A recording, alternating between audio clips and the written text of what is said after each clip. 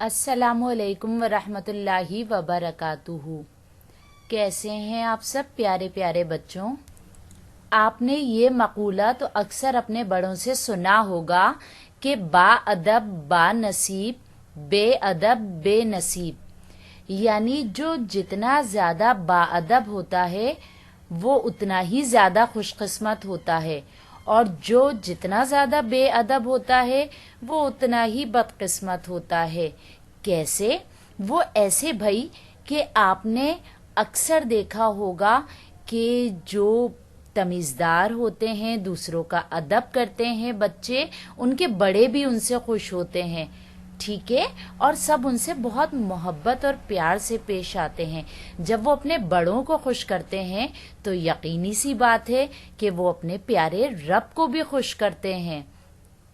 और इसी तरह अगर कोई बेअदब हो, बदतमीज हो, अपने बड़ों का अदब ना करे, अपने बड़ों का कहना ना माने, तो वो बेनसीब यानी बदनसीब कहलाएगा, क्योंकि लोग भी उसे पसंद नहीं करेंगे और उसकी इज्जत भी नहीं करेंगे। और जब लोग ही उसकी इज्जत नहीं करेंगे, लोग ही उससे मोहब्बत नहीं करेंगे, तो फिर अल्लाह ताला उससे कैसे राजी होंगे। अच्छा, क्या ऐसा हो सकता है कि हम हीरे या मोती को रेत या मट्टी में मिला दें तो वो अपनी कद्र कीमत और चमक खो देगा? नहीं, ऐसा नहीं होगा ना, वो हमें अलग से ही पता चलेगा। बिल्कुल इसी तरह बाअदब शख्स भी सबकी निगाह में बहुत अच्छा समझा जाता है और अल्लाह ताला भी उसे बहुत पसंद करते हैं। बाअदब शख्स जैसे लोगों को पसंद होता है, जैसे अल्लाह ताला उससे मोहब्बत करता है, तो वो इसी तरह कामयाबी के जीने तय करता जाता है और अपनी असल मंजिल को हासिल कर लेता है, दुनिया में भी और आखिरत में भी। हज़रत अनस रज़ी अल्लाह ताला अन्हु से रिवायत है कि रसूलुल्लाह सल्लल्लाहु अलैहि वसल्लम ने फरमाया, जो हमारे छोटों पर शफ़क़त ना करे और हमारे बड़ों का एहतराम ना करे वो हम में से नहीं है। यानी कितनी बड़ी बात है कि प्यारे नबी सल्लल्लाहु अलैहि वसल्लम ने कहा कि वो तो फिर हमारी तालीमात ही पर अमल नहीं करता, यानी हम प्यारे नबी सल्लल्लाहु अलैहि वसल्लम की बताई हुई तालीमात पर ही अमल नहीं करते, क्योंकि प्यारे नबी सल्लल्लाहु अलैहि वसल्लम ने तो हमें ये तालीम दी है कि हमें अपने बड़ों का एहतराम करना है और अपने से छोटों से शफ़क़त से पेश आना है। अब हम देखते हैं कि हमें किस किस का एहतराम करना चाहिए। ठीक है, आज हम चंद बातों को लेंगे और इनके बारे में बात करने की कोशिश करेंगे।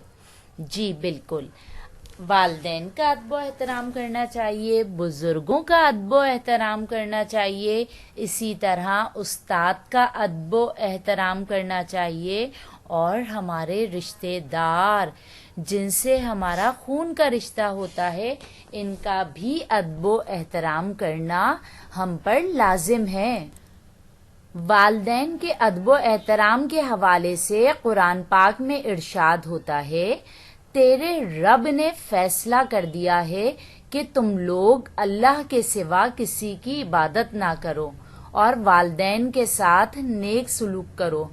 अगर तुम्हारे पास इनमें से कोई एक या दोनों बूढ़े होकर रहें तो इन्हें उफ तक ना कहो, इन्हें झिड़क कर जवाब ना दो, बल्कि इनसे एहतराम के साथ बात करो और नरमी के साथ इनके सामने झुक कर रहो और दुआ करो कि परवरदिगार इन पर रहम फरमा, जिस तरह शफ़क़त व मोहब्बत, शफ़क़त व रहमत के साथ इन्होंने मुझे बचपन में पाला। ये सूरह बनी इसराइल में अल्लाह ताला इरशाद फरमाते हैं। अब हमें ये देखना है कि हम वालिदैन का अदब एहतराम किस तरह कर सकते हैं।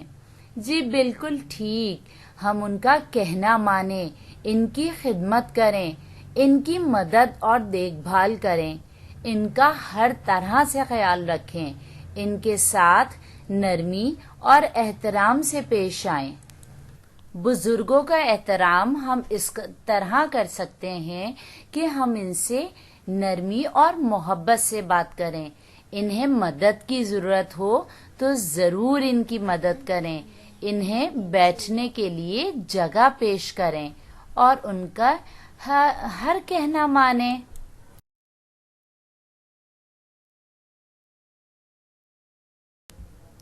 ہمارے استاد جنہیں ہمارے روحانی والدین کا درجہ دیا گیا ہے، ہمیں ان کے احترام میں ان کی باتیں غور سے سننی چاہیے، ان کا کہنا ماننا چاہیے.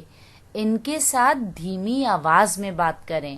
کچھ پوچھنا ہو تو بہت سلیقے سے پوچھیں. نماز میں اپنے استاد کے لیے ضرور دعا مانگیں. اللہ تعالیٰ قرآن میں ارشاد فرماتے ہیں، اور والدین کے ساتھ، رشتہ داروں کے ساتھ اچھا سلوک کرو. ہمارے پیارے نبی صلی اللہ علیہ وآلہ وسلم نے رشتہ داروں سے تعلق کے حوالے سے فرمایا ہے، لا يدخل الجنہ قاطعون، رشتہ داری توڑنے والا جنت میں نہیں جائے گا. یعنی ہمیں رشتہ داروں کے ساتھ اپنے تعلق کو نہ ختم کرنا ہے اور نہ ہی خراب کرنا ہے.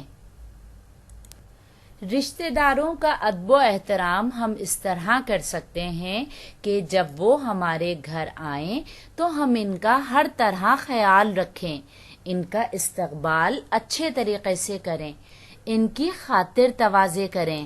امید کرتی ہوں کہ بڑوں کے ادب و احترام کے حوالے سے آپ کو یہ ویڈیو بہت پسند آئی ہوگی، اور انشاءاللہ تعالی آپ ان تمام باتوں پر عمل کرنے کی کوشش بھی کریں گے.